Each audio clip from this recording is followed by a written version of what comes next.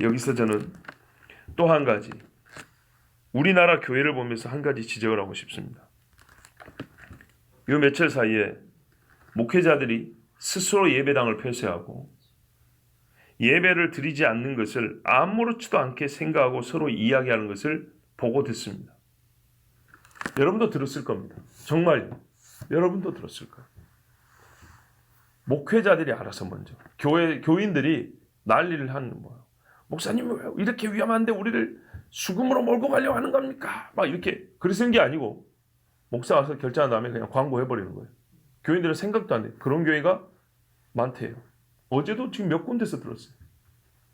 목사가 알아서 그냥 정리해서 광고해서 그냥 그렇게 하는 거예요. 아니면 뭐 당연히 이렇게 수집하는 이래가지고 그냥 그렇게 나가는 거예요. 그런데 한 목사도 우리가 예배를 드릴 수 없다. 이런 사람 한 명도 없어요. 여러분, 정말 예배를 드리고 싶어도 못 드리는 상황이 될 수도 있지 않겠습니까? 만약 여기 경찰이 듣고 있으면 들어올 수가 없죠. 옛날에 공산당들이 가지고 칼 들고 총 들고 서 있으면 어디 숨어서 예배 드릴 수밖에 없겠죠. 근데 지금 그 지경은 아니잖아요. 물리적으로 우리가 못 올 정도는 아니잖아요. 그래서 속으로 이 사람들은 그러면 총칼 들고 있는 사람들 앞에 갖고 예배 드린다고 하는 사람은 미쳤다고 하겠다. 옛날에 순교자들 보면 미쳤다고 하겠다. 지금은 누가 막지도 않아요. 조금 조심하면 돼요. 옛날에 6.25 때 말이죠. 공산군들이 영락교회를 군 주둔지로 삼았어요. 당시에. 본부로 삼았어요. 본부로. 근데 주일 아침 되니까 영락교회 김흥락 장로님이 왔어요. 뭐로 왔냐? 자기가 평시에 주일날 종치던 사람이거든. 나 종치러 왔다. 너 누구냐? 나 영락교회 김흥락 장로요. 얼마나 기가 막히겠어요? 누구라고? 나 영락교회 김흥락 장로요. 죽으러 간 거예요. 죽으러. 근데 그래서 그날 죽었어요. 순교했어요. 저번에 한 말씀 드렸죠. 마지막으로 할 말씀 해봐라. 시집간 딸들이 보고 싶소. 그리고 그저 순교했어요. 지금 그런 상황입니까? 아니죠. 그런데 교인들이 그런 것도 아니고 예배를 드리려고 나왔는데 아무도 안 나와서 그런 것도 아니고 자기들이 알아서 샷다를 내려주고 있어요. 그래서 교인들이 오히려 양분됩니다. 좋다고 잘했다고 하는 분들이 있고 어떤 분은 한탄하는 분이 있어요. 지금이 그렇다고 예배를 안 드리는 것을 당연하고 생각할 때냐? 지금 예배를 없앨 때냐? 주일 낮 예배 한 번 드린다. 주일 낮 예배 한 번 드린다. 그것도 마스크 다 끼고 한 번 드리고 오후 예배는 없고 아예 모든 예배가 없어요. 모든 예배 없애고 주일 낮 예배 딱 한 번. 교인들이 그 광고를 듣고 그러더래요. 예를 들어서 주일날 엊그제 주일날 점심 먹으면서 다음 주에 예배 없대. 그리 좋아하더래. 여러분, 제가 그동안에 목회자들과 이 시대의 신앙 정신에 대해서 비판하면 좀 불쾌했었죠. 보세요. 보시라고요. 예배를 안 드린다니까 그렇게 좋아하더래. 그리고 제가 2014년, 15년 가을에 네피림 설교했죠. 네피림 두 번째인가 세 번째 말했어요. 네피림은 다시 온다. 다시 오는데 니므롯 당시의 네피림이 거인이라면 하늘에 있는 영들과 사람이 섞인 거라면 마지막 시대 네피림은 피섞임이라. 사람의 피와 짐승의 피를 섞여서 사람 몸에 주입해서 짐승처럼 만들고 귀신처럼 만드는 피섞임의 네피림이 올 것이다. 나 2015년 가을에 설교했어요. 유튜브에 지금도 떠요. 제가 허황된 소리 하는 것 같았죠. 제가 무슨 예언가입니까? 아니요. 성경에 기록된 그대로예요. 너희가 왜 시대를 못 보냐 그랬어요. 시대를 보잖아요. 말세의 사람들이 배도한다 그랬죠. 집단적 배도라 그랬죠. 잘 못 믿으셨죠. 보세요. 누가 칼 들고 지금 총 들고 서 있습니까? 엊그제 주일 밤에 우리 교회 한 젊은 집사님 밤에 통화를 했어요. 뭐 젊은 집사님도 아니에요. 저보다 나이가 많으니까. 근데 그분하고 통화하는데 둘이 마음이 딱 통한 게 있었어요. 저한테 하는 이야기죠. 참 교회가 말 그대로 어려운 지경이 됐다는 거죠. 그러게요, 집사님. 누가 이런 방식으로, 우리는 그렇게 생각했잖아요. 교회가 어려워질 때 온다. 신앙생활이 어렵고 예배들이 어려울 때 온다 하면 진짜 말 그대로 공권력이 동원돼서 총칼 들고 적그리스도가 나타나가지고 교회 다니는 사람 목다는 그런 날만 생각했는데 아니요. 다양한 방법이 있다는 거. 이 같은 경우만 봐도 이 외에도 직접적으로 총칼을 안 들임에도 교회를 폐쇄시킬 수 있는 얼마나 많은 다양한 방법이 존재할 수 있는지 우리가 누가 이런 일을 예상했습니까? 수많은 방법들이 있어요. 그런데 그 방법마다 우리가 대처하는 게 아니라 신앙이 올바로 서 있으면 마지막까지 우리 할 일 할 수 있는 거예요. 최소한의 것입니다. 제가 15년 목회입니다. 보통 목회자들 심정을 여러분보다는 제가 더 잘합니다. 예배드리는 거 싫어합니다. 싫어해요.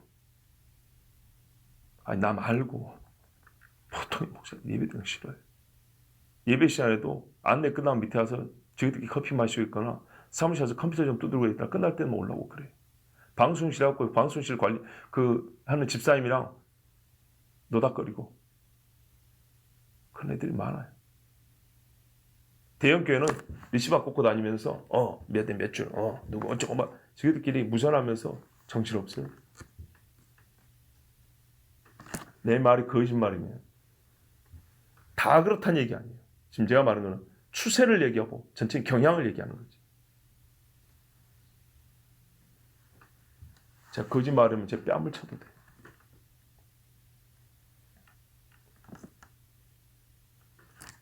성도들의 신앙은 차치하고 목회자들의 예배관 아니 그 신앙의 그야말로 처참한 상태인 것이 이 작은 일에도 벌써 드러납니다. 이 작은 일에도 어느 교회가 우리 이럴 때 한번 기도합시다. 나는 이때야말로 우리가 다시 금식 기도를 해야 된다고 생각을 해요. 신랑을 잃을 날이 오리니 그때는 금식하여야 하리라. 이 정도의 제 말을 해야 돼. 이 정도입니다. 예? 이 정도의 예배를 없앤다면 총칼 앞에서는 무슨 짓들 못하 있습니까? 핑계댈 게 얼마나 많겠습니까? 나는 이 사람들에게 그들의 수준 낮고 속물적인 본성에 맞춰 경고를 합니다. 그 수준에 맞춰서 경고해 드릴게요. 당신들의 교회는 다시 예배당을 열어도 성도들이 전만큼 오지 않을 것이다. 성도들이 이참에 좋다고 놀러 갑니다. 집에 있습니다. 다시 모일 것 같습니까? 3주 예배 문 닫으면 여러분 올 것 같습니까? 우리 경험을 봐서 생각을 해보세요. 한번 빠지면 잘 나와지던가요? 근데 통째로 비어버렸습니다. 경고합니다. 물론 나 같은 사람의 설교를 누가 들으려마는 여러분 주변 사람들한테 이야기해 주세요. 전만큼 안 모입니다. 그러면 예배 없으기 좋아가지고 목회자들 좋아가지고 그냥 방역을 해야지 지혜롭게 해야지 오케이 누가 그거 못 알아합니까? 정말 급박하면 급박한 대로 방법이 있어요. 근데 아직 우리가 할 수 있는 것이 미리 다 교회 문 닫고 하는 그게 아니에요. 나중에는 훨씬 적은 수가 싸늘한 공기를 마시면서 덤덤한 예배를 드리고 갈 것입니다. 예배를 벌써부터 폐쇄한 교회는 재정난에 허덕일 것입니다. 분명히 여러분 보통 교회들 교회 짓는 데 빚냅니다. 예배 한두 주 빠지니까 목사들은 편하고 좋죠. 두고 보세요. 교인들이 지금도 안 나오지만 다음에 나오면 또 적게 나옵니다. 그리고 그 중에서는 목회자들이 다시 보는 사람이 있습니다. 헌금이 확 줄어가지고 빚도 못 갚고 도산나는 교회가 있을 겁니다. 다 빚쟁이들이에요. 이자나 낼 수 있을 것 같습니까? 하나는 알고 둘은 몰라요. 하나님 예배를 무시하는 사람들이 있게 내가 그 수준에 맞춰 예배하는 거예요. 지금 예배가 얼마나 중요하냐 고상한 이야기 안 하고 딱 그 사람들 수준에서 맞게 얘기를 해줄게요. 당신들 빚질 거예요. 더 크게 빚지고 빚도 못 갚을 거예요. 그 다음에 진짜 무서운 게 뭔지 아세요? 성경에 나온 대로 엘리의 집이 망하였습니다. 하나님 앞에 예배를 경외하는 집은 빌어먹는다고 했어요. 당신들은 교인들이 없음으로 말미암아 먹을 게 없어서 굶주릴 거예요. 엘리 집의 저주가 임할 거예요. 하나님의 예배를 최대한 하나님 앞에 예배한다는 그런 정신 없이 앞서서 우리가 정리해 줄게 하고 예배를 소홀히 한 목회자들은 엘리 집의 저주가 임해서 빌어먹는 자들이 될 거예요. 무섭죠? 나는 성경대로 그렇게 봅니다. 하나님의 원칙은 똑같아요. 나발을 보세요. 조금 안 했어요. 조금. 왕이 될 사람한테 조금 안 했어요. 하나님이 그 집을 없애버리고 다윗한테 줬어요. 다윗한테 언제 줬냐고요? 나발은 죽고 부인이 다윗 부인 됐는데 그거 누구께 됐을까요? 왜 나중에 하면 다윗의 소유가 많아진지 아십니까? 나중에 블레셋에 잠시 또 망명하죠. 그때 아말렉 와서 다윗의 소유물을 싹 끌어가죠. 이 거지들한테 뭐 뺏어갈 게 있겠어요? 어디서 그 많은 게 났을까요? 물론 다윗도 약탈을 나중에 좀 합니다. 그리고 이때 아비가일이 가져온 재산도 적지 않았을 겁니다. 종들에게 나눠주더라도.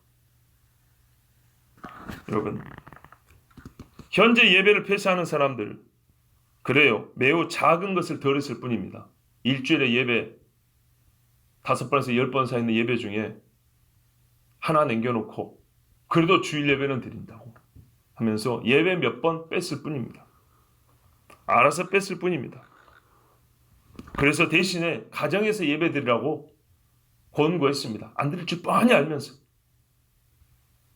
인터넷 방송 예배로 대체하라고 종용했을 뿐입니다. 예, 큰 잘못 안 했습니다. 그러나 이리도 쉽게 결정한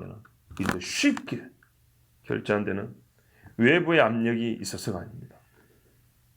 바로 당신 마음에 하나님을 경외함이 없어서입니다. 정말로 어쩔 수 없었다면 교인들도 다 인정을 할 겁니다. 그런데 목회자들이 먼저 알아서 선수를 쳤습니다. 그래서 목회자들 일반 성도들 사이에서 한탄 섞인 소리가 여기저기서 나는 겁니다. 과천에 있는 대형교회에서 엊그제 주일날 유아부인가요? 60명 모인대요. 평상시에. 엊그저께 몇 명 왔을까요? 2명 왔대. 2명. 그 아이들 부모가 다 데리고 오죠. 그럼 60명 아이의 부모는 안 왔다는 얘기입니다. 여러분, 이게 우리나라 신앙의 현실이에요. 잠자고 있다. 깨어라. 자, 몇 년 동안 외친 이유, 이제 여러분 최소 증명됐지요. 내가 100% 깨어있는 종이라고 자랑하는 그런 얘기 아니고 깨어야 한다고 외친 그 자체는 틀린 말 아니라는 게 증명됐죠. 이제부터라도 좀 들어주세요. 진짜 우리는 일어나야 되는 거예요. 그 60명 다시 찰 것 같습니까? 어려운 이야기입니다. 나발 어리석은 사람입니다. 조금 줬으면 됐을 겁니다. 조금만 더 참았으면 됐을 겁니다. 근데 아주 모욕을 해버렸습니다. 하나님을 모욕한 사람은 반드시 대가를 치릅니다. 기도하겠습니다.